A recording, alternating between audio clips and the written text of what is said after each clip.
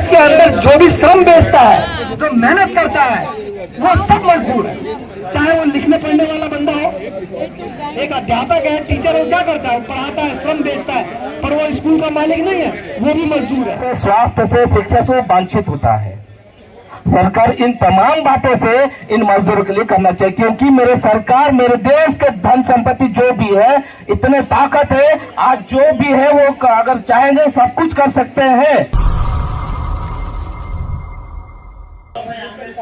और इस तरीके से पूरा हमारे देश के अंदर गैर बराबरी है, कोई बराबरता नहीं है, कोई समानता नहीं है हमारे देश के अंदर। आप सब लोग बैंडर के भी साथी काम करते हैं, रेडी पटरी पे काम करते हैं। आप लोगों को पता है पुलिस वाला का रवैया कैसे होता है, एमसीडी का रवैया कैसे होता है, जो सरकारी जो उद्योग है उनका रवैया कैसे होता है, जैसे हम लोग कीड़े मकोड़े हैं।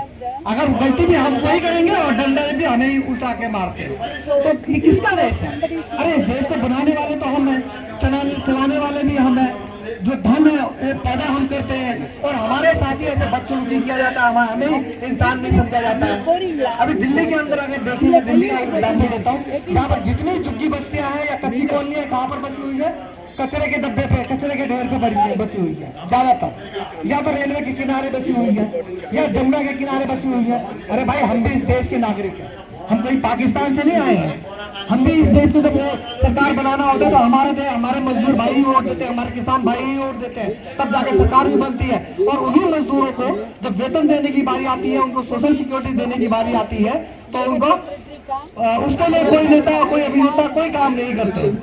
अभी हम देखते हैं, जब हम ESI में हम गए तो हमारा काम कर रहे थे, तो उसमें क्या हुआ, उनको जो कानूनन जो वेतन मिलता है 17,400 रुपए, 17,465 रुपए जो मिनिमम वेज है दिल्ली का, इस तरीके से उनको 17,700 रुपए या सबके एजुकेशन के मुताबिक उनको 20,000 22,000 रुपए ट्रांसफर करते हैं, और बाकी जो ठेकेदार होते हैं उनसे उल्टा वो पैसा 10,000 12,000 या 8,000 इस तरीके से वापस पैसा ले लेते हैं। ये पूरा दिल्ली के अंदर चल रहा है। अगर दिल्ली सरकार के आप मतलब सचिवालय में जाएंगे तो उनके मजदूरों के साथ भी ऐसे होता है। दिल्ली सरकार के नीचे हो रहा है ये।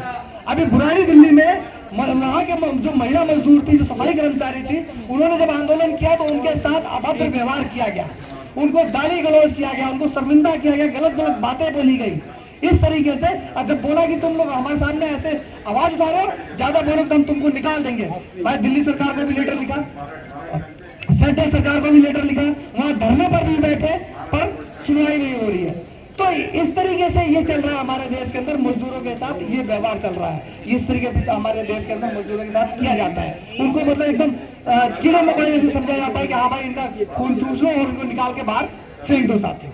तो ये हमारे देश में मजदूरों का हालत है इस वक्त। और ये सिर्फ हमारे जैसे मजदूरों का हालत नहीं है। आप इस पार्लियामेंट में जब से शासन चल रहा है, आप इस कोने से उस कोने तक देखेंगे, हजारों मजदूर रोज आते हैं। ये सब जितने बैठे हैं सब मजदूर ही है। इनको आप ये मत समझिए कि ये बहुत बड़े ऑफिसर है या बहुत बड़े आदमी है, नहीं, ये सब मजदूर है। इस देश के अंदर जो भी श्रम बेचता है, जो मेहनत करता है, वो सब मजदूर है। चाहे वो लिखने पढ़ने वाला बंदा हो, एक अध्यापक है, टीचर हो, क्या करता है, पढ़ाता है, श्रम बेचता है, पर वो स्कूल का मालिक नहीं है, वो भी मजदूर है। एक डॉक्टर है, वो भी मजदूर है। एक रेडी पटरी चलाने वाला, वो भी मजदूर है। एक कारखाने में काम करने वाला, वो भी मजदूर है। ये सब मजदूर है। और ये सब मजदूर जो है, मतलब सब मजदूरों का एक ही वर्ग है। हमारा देश दो वर्गों में बटा हुआ है, पूरा देश। इसी तरह से निर्माण मजदूरों का बोर्ड तो बन गया, लेकिन उसको इम्प्लीमेंट कोई भी नहीं करता। वो कहाँ है बोर्ड? एक कार्ड तो बना दिया, घोषित कर दिया कि हाँ आप लेबर मजदूर में आते हैं, लेकिन उसके बाद इतने सारे उसमें घटनाएं घट रही है, फर्जी लेबर कार्ड बन रहे हैं, लेकिन उसकी देखरेख तो कोई भी नहीं कर रहा। जो असली निर्माण मजदूर है वो तो गायब ही होते जा रहे हैं। सिर्फ और सिर्फ इतने फर्जी लेबर कार्ड इसमें घोषित हो रहे, इतनी उनकी बड़ी संख्या बन चुकी है।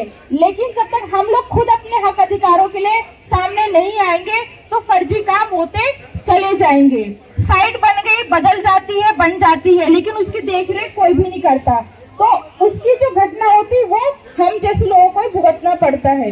और सेम ऐसी घरेलू कामगारों के लिए भी होता है। तो हम अभी पूरा अभियान की तरह चला रहे कि घरेलू कामगारों का भी कानून बने, उसका भी एक दिल्ली में राष्ट्रीय समुचित कानून बने, जिसमें घरेलू कामगार महिलाएं आए और उनका भी एक कानून बनकर तैयार हो। जो भी हमारी मांगे हैं, हक अधिकार है, हम ले सके। सरकार से हमारी यही गुजारिश है। तो जब तक आप सब हमारे साथ नहीं आएंगे तो शायद ये काम असंभव ही चलता रहेगा। इसलिए हम सबको साथ होकर, एकत्रित होकर एक मंच में आकर अपनी मांगों को पूरा करना होगा। लेकिन सीजनल होता है, ऑन सीजनल होता है, शहर गांव से शहर भी आना पड़ता है।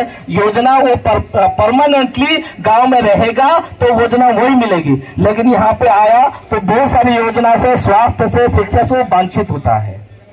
सरकार इन तमाम बातों से इन मजदूरों के लिए करना चाहिए, क्योंकि मेरे सरकार, मेरे देश के धन संपत्ति जो भी है, इतने ताकत है, आज जो भी है वो अगर चाहेंगे सब कुछ कर सकते हैं।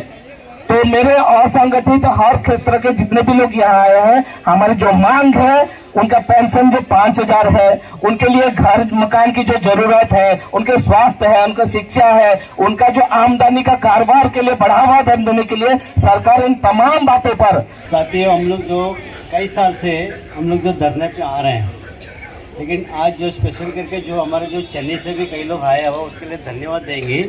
क्योंकि दिल्ली में से इतना ठंड में भी हम लोग जो बाहर नहीं निकल सकते हैं, लेकिन जो चेन्नई से भी जो लोग आया हुआ, एक बार उनको तालियां से लेके थोड़ा जोरदार ताली बजाइएगा। साथ ही हम लोग जो बात करता रहते हैं, जो है हर सेक्टर में जो काम करने वाला है उन लोग को बात करते हैं। खास करके हम लोग जो घरेलू कामगार का विषय को बात करने के लिए आए हूँ यहाँ पे। जो मेरे जो घरेलू कामगार बहन जो है, सुबह 6 बजे उठ के ना अपना पति को देखते हैं, ना अपना बच्चे को देखते हैं, ना कुछ खाते हैं, लेकिन वो दूसरा घर के काम करने के लिए जाते हैं।